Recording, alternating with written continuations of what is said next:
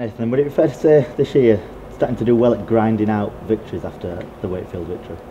Oh, well, we've probably, we've won 5 games, and I suppose apart from one of those games, there was the game. Both the two of the games we won finished very close on the scoreboard. A win against Wigan and a win against St Helens was 4 points in that and 1 point in the other.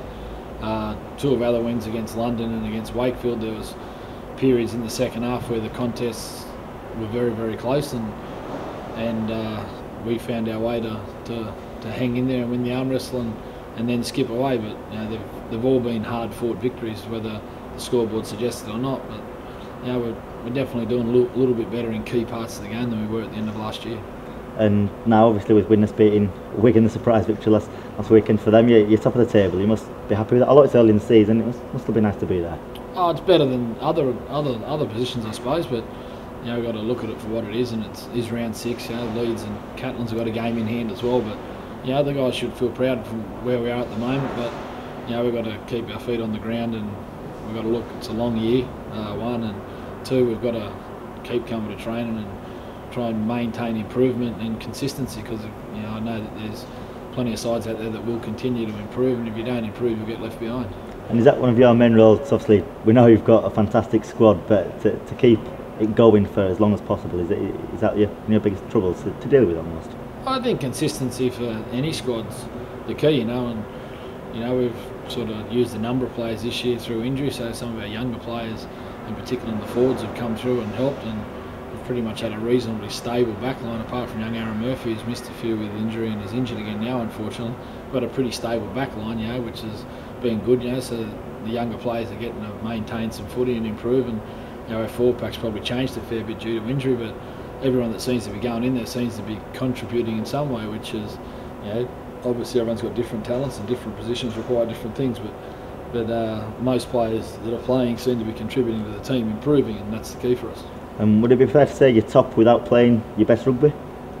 I don't think any side's playing their best rugby at the moment. I mean, if you're playing your best rugby at the moment, it's one, you're doing very, very well, and 2, if we were at our best now, well, there'd be some sides sitting there thinking, well, this is great if that's the best they've got, because, as I said, most sides would think that they got some sort of improvement. From our point of view, we've got a lot of young players that are playing, which we would like to think are going to improve with experience and some video work, and we've got some older players who have made some positional changes in particular, who, with the more footy they play and the more use they get to their new surroundings, that they're going to improve too. So we'd like to think, like every side, we've got improvement in us, and that's the key. You don't want to be, you'd be disappointed if we're at our best now, but it's about improving, and it's about grinding out your wins, and we have definitely grinded out some wins.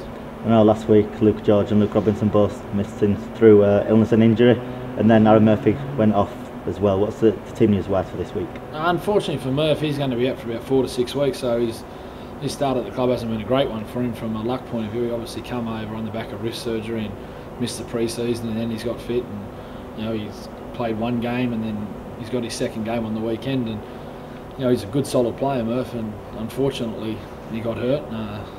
He said he's going to be about 4 to 6 weeks, but Luke George is fit and Luke Robinson's going to be fit, so obviously we've got some more than capable replacements to come back in. And I know I didn't ask you for a few weeks. How about David DeFalongo and Luke O'Donnell? How are they progressing? Yeah, they're going really well. Dave's out of rehab now. He finished rehab last week, and he's been with the team now for a few sessions, and he's looking good. And Luke's probably, maybe after the Leeds game, he'll probably come out of rehab then if everything keeps going the way it is, which is pleasing. It's good that the guys have done the job they have without him, and it's pleasing that the rehab people are doing a good job, and Dave and Luke are looking after themselves well. So, we can expect to see them both much sooner rather than later. And Castleford then, bit of a short turnaround, but it's going to be a tricky game, isn't it, against them? Always is tricky, for numbers of reasons. They've obviously come off the back of a couple of losses. They're obviously going to be keen to turn that around, and probably more importantly, they've got some very dangerous attacking players. Rangi Chase, Daz Clark, Richie Owen. They've got numbers of people there who are very, very dangerous with the ball in their hand. So from a defensive point of view, we're going to need to make sure, physically, that we do a good job on their middle people, and hopefully we can at least get a good look at Rangi and limit their time, because they are very, very good attacking players.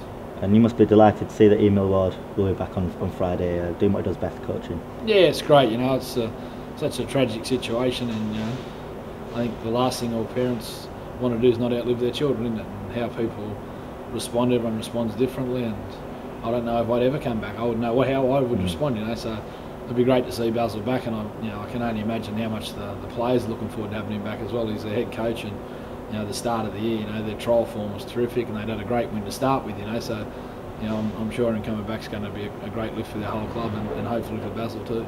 Finally then, Nathan, what do you think you'll have to do to get the 2 points on Friday night? Oh, we'll need to play well, that's for sure, you know. That's probably a big part of it. You know, the way the competition is now, you know, the bottom teams are definitely improving. If you look at the table at the moment, I mean, we've had a win over London, and we had a win over Wakefield. They're two teams that are down on 2 points down that sort of bottom part of the table. Castleford sitting with them, but both games that we played against Wakefield and London in the second half, you know, there was with 20 minutes to go in both of our games with those two sides, there was bugger all in the contest. You know, we were just good enough to come up with the right plays at the right time, and you know, I'd imagine this week's not going to be any different. You know, and again, you know, when it is close in those key parts of the game, we're going to need to be very, very good to give ourselves a good chance of doing well, because I think, you know, the two sides that we've already played and beaten are going to win their good share of games, and Cass are sitting where they are at the moment, but I'm very confident they're going to win plenty of games coming up.